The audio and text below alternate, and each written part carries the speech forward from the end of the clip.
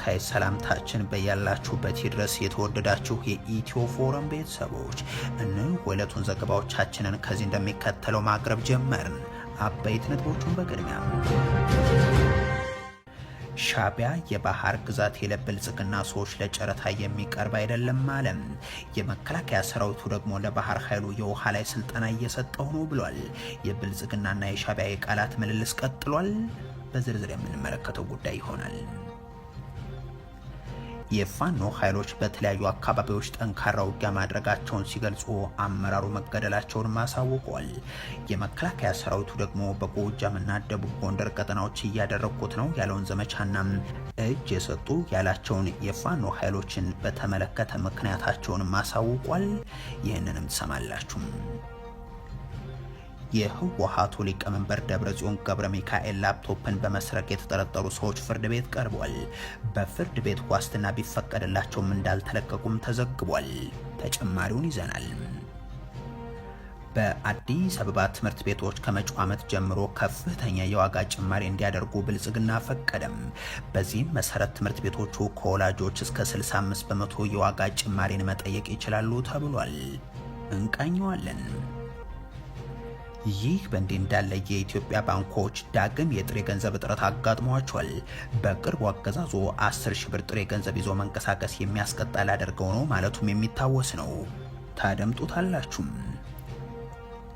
ኢትዮጵያን ጨምሮ አሜሪካ የጉዞ እገዳ በተለያዩ ሀገራት ላይ ለመጣል እቅድ መያዟ ተሰማም። ይህ መረጃ የተሰማው ኤርትራን ጨምሮ በተለያዩ ሀገራት ገደብ በተጣለባቸው ማግስትም ነው። ሌላኛው መረጃችን ነው። የእስራኤልና ኢራን የአየር ላይ ጦርነት እንደቀጠለ ነው። አሜሪካና ብሪታንያ ዜጎቻቸውን አስጠንቅቋል። እስራኤል የኢራን የመከላከያ ሚኒስቴር ዋና መስሪያ ቤትን ጨምሮ የተለያዩ ቦታዎችንም ደብድባለች። የተወደዳችሁ የኢትዮ ፎረም ቤተሰቦች አብራችሁን ስትቆዩ እነዚህንና ሌሎችንም መረጃዎችን ታደምጣላችሁ። ሰናይ ቆይታ ይሆንላችሁ።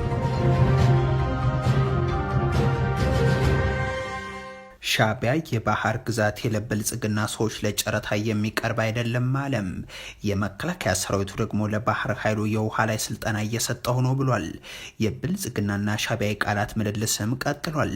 ፕሬዝደንት ኢሳያስ አፈወርቂ የብልጽግናን የጦርነት ተላላኪ የሚል ንግግር በአስመራ ስቴዲየም ካደረጉ በኋላም ብልጽግና እኛ ወደ እንካስላንት ያንገባም ምላሻችን ዝምታ ነው ማለቱ አይዘነጋም። ይህን በተናገረ ማግስት ግን የመከላከያ ሚኒስትሯ አይሻ መሐመድ፣ የውጭ ጉዳይ ሚኒስትሩ ጌዲዮን ጢሞቴዎስ እንደዚሁም በቅርቡ ደግሞ ፊልድ ማርሻል ብርሃኑ ጁላ ሌሎችም ያገዛዙ ሰዎች ወጥተው በመናገር ላይ ናቸው። የአስመራው አገዛዝም በዋናነት በቃል አቀባዩ በኩል ምላሽ በመስጠት ላይ ተጠምዷል። ትናንት ሚኒስትሩ የማነ ገብረ መስቀል የሰጡት ምላሽ ደግሞ የባህር ግዛታችን ለጨረታ የሚቀርብ አይደለም የሚል ይዘት ያለው ሲሆን የብልጽግና ሰዎችን የሚወርፍም ሆኗል። ቃል አቀባዩ ይህንን ምላሽ የሰጡት የፊልድ ማርሻል ብርሃኑ ጁላ ንግግርን ተከትሎ ነው። አቶ የማነም የኢትዮጵያ ገዢ የብልጽግና ፓርቲ ባለስልጣናትና ተሳዳቢዎች በአሁኑ ወቅት እያንጸባረቋቸው ያሉት መከራከሪያዎች ከመሰረታዊ ምክንያቶችና ቀላል ከሆኑ የዓለም አቀፍ ድንጋጌዎችና ከዲፕሎማሲያዊ መርሆች ያፈነገጡ ናቸው ይላሉ። አክለውም የብልጽግና ፓርቲ ባለስልጣናትና ሌሎች ተሳዳቢዎቻቸው ኤርትራና ኢትዮጵያ እንደገና በጀመሩት ቅርርብ ግራ መጋባት ይታይባቸዋል ሲሉ አንስተዋል። ይህ ግራ መጋባት የተፈጠረው የብልጽግናው ሹማምንትና ሌሎች ተሳዳቢዎቻቸው ኤርትራ በባህር ግዛቷ ላይ ያላትን የማይገሰስ ሉዓላዊ መብትን በከፊል እንኳን ለጨረታ ለማቅረብ ዝግጁ እንዳልሆነች ከተረዱ በኋላ ነው ሲሉ ነው ያሰፈሩት።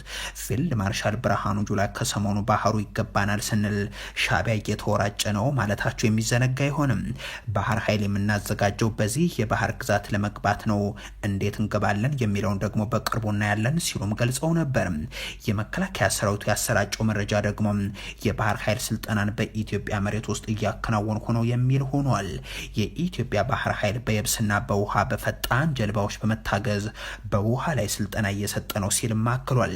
ህዝብና መንግስት በሚሰጠን ግዳጅ ድል ለመቀዳጀት ወሳኝ ስልጠና ላይ ነን ብሏል ባህር ኃይሉ። ይህ ባህር ኃይል አገዛዙ በአማራ ክልል በተራራማ ስፍራዎች በሰሜን ሸዋ አሰማርቶት ከወንድሞቹ ጋር እንዲዋጋ እንዳደረገውም የሚዘነጋ አይሆንም። የፋኖ ኃይሎች በተለያዩ አካባቢዎች ጠንካራ ውጊያ ማድረጋቸውን ሲገልጹ አመራሩ መገደላቸውን አሳውቋል። የመከላከያ ሰራዊቱ ደግሞ በጎጃም እንደዚሁም በደቡብ ጎንደር እያደረግኩ ነው ያለውን ዘመቻና እጅ የሰጡ ያላቸውን የፋኖ ኃይሎችን ምክንያት በተመለከተ ገልጿል። የብልጽግናው ሹማምንት ሰሞንኛ መግለጫ አሁን በአማራ ክልልም ይሁን በሌሎች የሀገሪቱ አካባቢዎች ታሪካዊ ሰላም ሰፍኗል የሚል ነበር። የመከላከያ ሰራዊቱም ይሁን የፋኖ ኃይሎች ባለፉት ተከታታይ ቀናት የሚያወጧቸው መግለጫዎች ግን አሁንም ጥቃት አሁንም ዘመቻ ስለመኖሩ የሚያመላክቱ ናቸው። የፋኖ ኃይሎች ጥቃት እንዳደረሱባቸው ከገለጹባቸው አካባቢዎች ውስጥም በጎጃም ቀጠና ያሉ የተለያዩ ስፍራዎች ይገኙበታል። በምዕራብ ጎጃም ሽንዲ ወንበርማ፣ ላሊበላና አንበር በተባሉ ቦታዎች ላይ የተደረገው የትናንቱ ውጊያ ደግሞ ቀዳሚ ምሳሌ ነው። በዚሁ በጎጃም ቀጠና አዲስ ቅዳምና ዳንግላ ከተሞች መካከል ባለም አሸዋ ኬላ ላይ የተፈጸመው ድንገተኛ ጥቃትም ሰብአዊ ጉዳትን ያስከተለ ሆኗል። በተመሳሳይ በምስራቅ ጎጃም ዞን ባሶ ሊበን ደጃት እና ሴጎ፣ በቢቸን አቅራቢያ ወይራ፣ ደብረ ወርቅ አቅራቢያ አብራጅት አካባቢ የተደረጉ የተኩስ ልውውጦችም ሌሎች አብነቶች ናቸው። ይህ በእንዲህ እንዳለ የፋኖ ኃይሎች አንድ አመራራቸው በወሎ ቀጠና መገደሉን አረጋግጧል። በወሎ ቀጠና እየተደረገ ባለው ውጊያም አደማሊ የተባሉ አመራራቸው ከመንግስት ኃይሎች ጋር በተደረገው ውጊያም ሰብአዊ ኪሳራን ካደረሱ በኋላ መገደላቸውን ነው የገለጹት። በጀነራል መሐመድ ተሰማ የሚመራው የምስራቅ እዝ በበኩሉም በደቡብ ጎንደርና በጎጃም ቀጠናዎች የፋኖ ኃይሎችን ጠላት ብሎ ከገለጸ በኋላ ጠንካራ ምት አድርሰን ተሽመድምደዋል። በዚህም ሳቢያ እጅ እየሰጡ ናቸው። እጅ እየሰጡ ያሉበት ምክንያት ደግሞ ህይወታቸውን ለማትረፍ ነው ሲል አሳውቋል። የብልጽግናው ሰዎች ባለፉት ተከታታይ ቀናት እጅ የሚሰጡ ሰዎችን ለሰላም ሲሉ እጅ የሚሰጡ በሚል መግለጻቸው ግን የሚዘነጋ አይሆንም። የህወሓቱ ሊቀመንበር ደብረጽዮን ገብረ ሚካኤል ላፕቶፕን በመስረቅ የተጠረጠሩ ሰዎች ፍርድ ቤት ቀርበዋል። በፍርድ ቤቱ ዋስትና ቢፈቀድላቸውም እንዳልተለቀቁም ተዘግቧል። ከሳምንታት በፊት የህወሓቱ ሊቀመንበር ደብረጽዮን ገብረ ሚካኤል ላፕቶፕ መዘረፉን መዘገባችን ይታወሳል።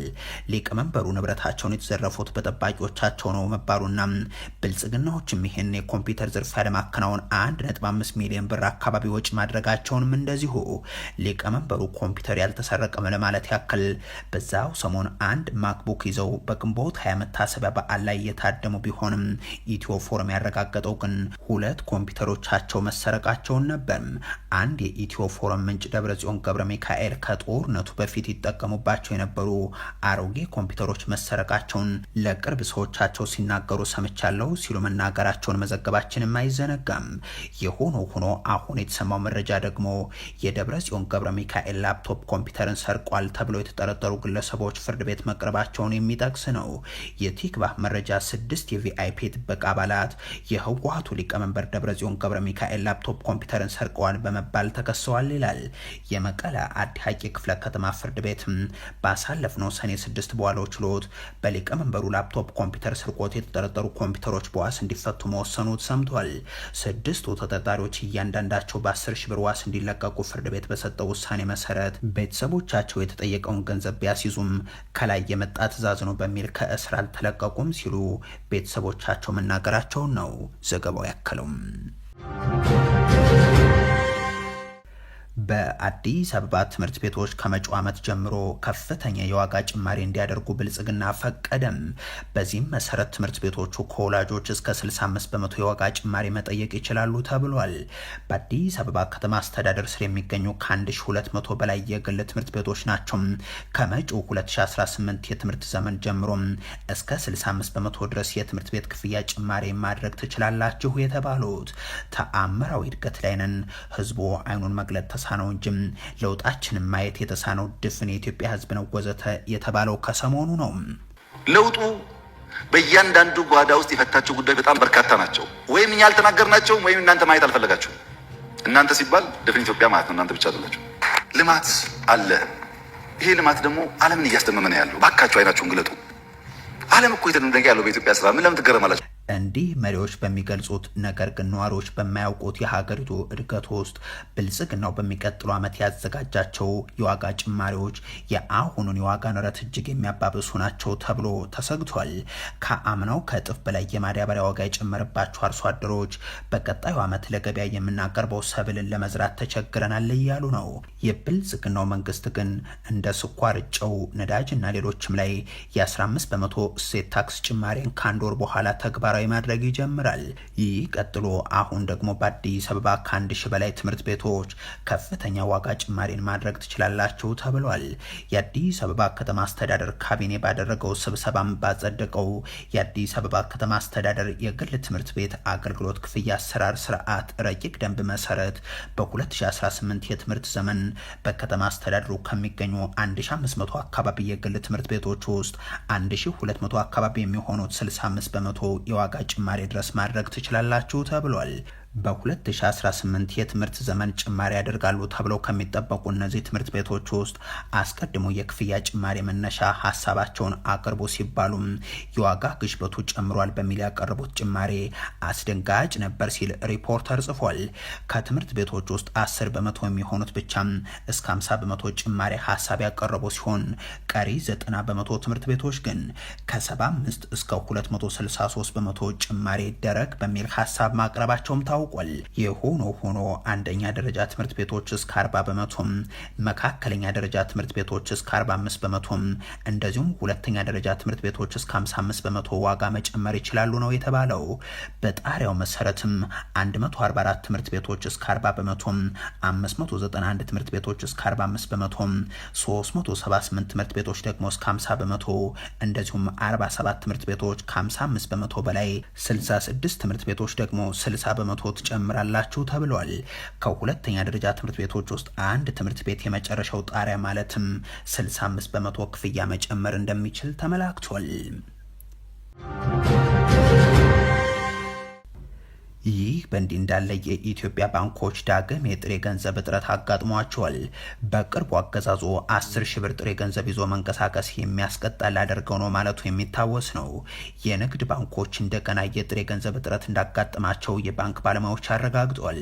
የባንኮች የጥሬ ገንዘብ እጥረት የተፈጠረው ባልተመጣጠነ የቁጠባና ብድር ምጣኔም፣ በዋጋ ንረቱ ሳቢያም፣ በአስገዳጅ የመንግስት ሰነዶች ግዥም፣ በመንግስት ብድር መጨመርና በመዋቅራዊ ችግሮች ምክንያት እንደሆነ ባለሙያዎች መናገራቸውም ተዘግቧል። የውጭ ምንዛሬና ኢትዮጵያንና ትውልደ ኢትዮጵያን ከውጭ የሚሉት ገንዘብ አነስተኛ መሆኑ እንደዚሁም የውጭ ንግድ አፈጻጸም መዳከሙ ችግሩን ይበልጥ እንዳሳሰበውን ባለሙያዎች አስረድተዋል።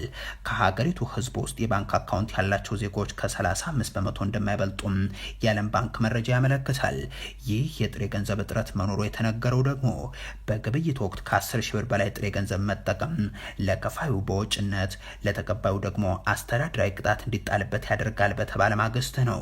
አዲሱ የገቢ ግብር አዋጅ ሲጸድቅም ከ10 ሺህ ብር በላይ ግብይትን በጥሬ ገንዘብ መፈጸም የሚያስቀጣ ይሆናል እንደተባለ የሚታወስ ነው።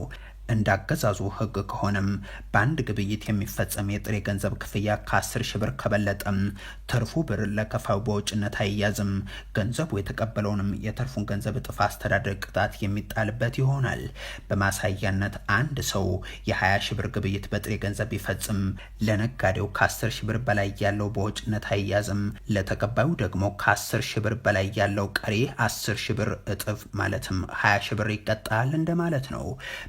ነው እንዲህ ያለ አቅጣጫን እያስቀመጠ ያለው እንግዲህ የባንክ አገልግሎት ተደራሽነት፣ የቴሌኮም አገልግሎት መስፋፋት፣ የሞባይል ስልክ ስርጭት፣ የዲጂታል ፋይናንስ አገልግሎት ማደግን ከግምት ውስጥ ሳያስገባ ነው።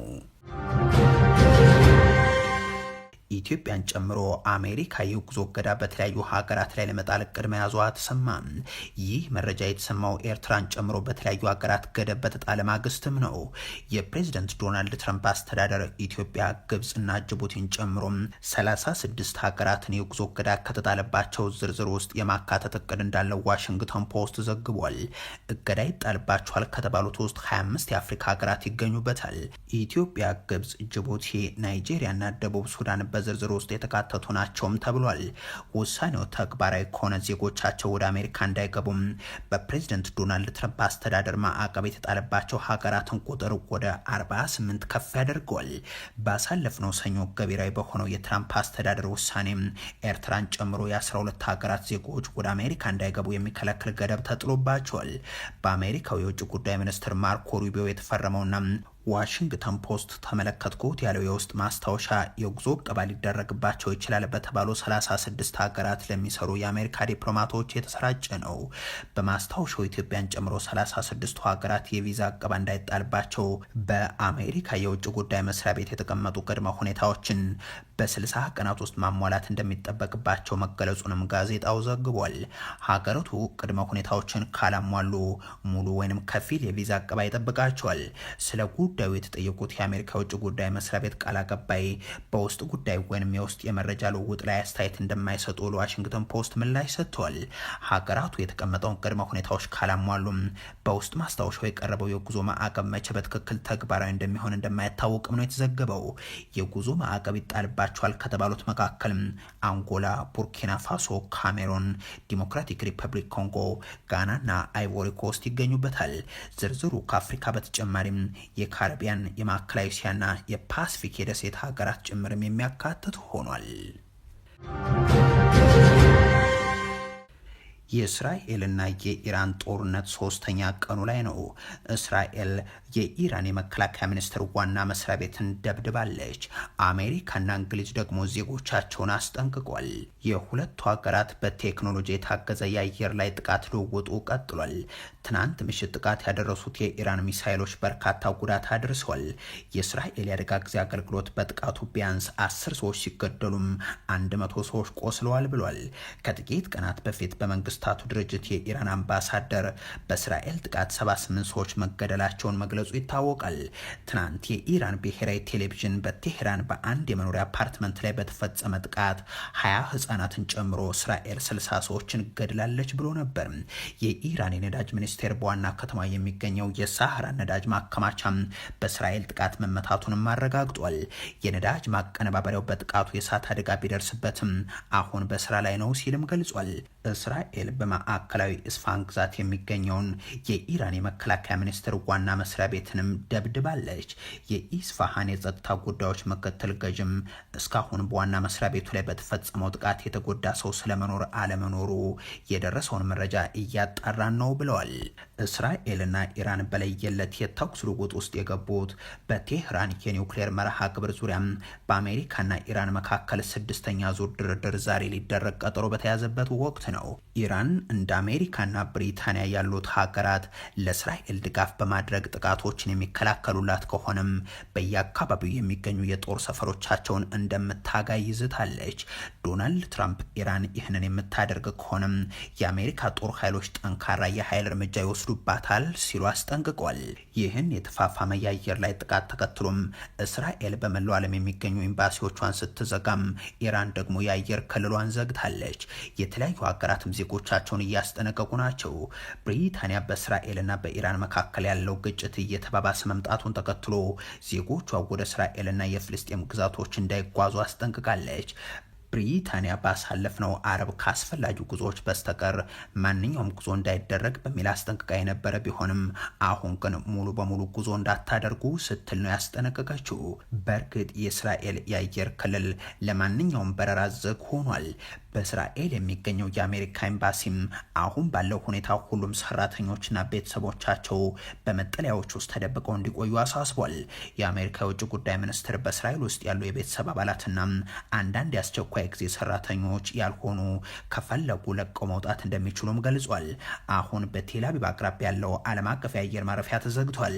ይህ ማለት ብቸኛ መውጫው መንገድ በመኪናና እንደ ዮርዳኖስ ወዳሉ ጎረቤት ሀገራት በመሄድ ነው። አሜሪካ ኤምባሲ የሚገኘው በቴል አቪቭ ሳይሆን በኢየሩሳሌም ነው። ኢየሩሳሌም ኤምባሲ ካላቸው ጥቂት ሀገራት መካከልም አንዱ አሜሪካ ናት።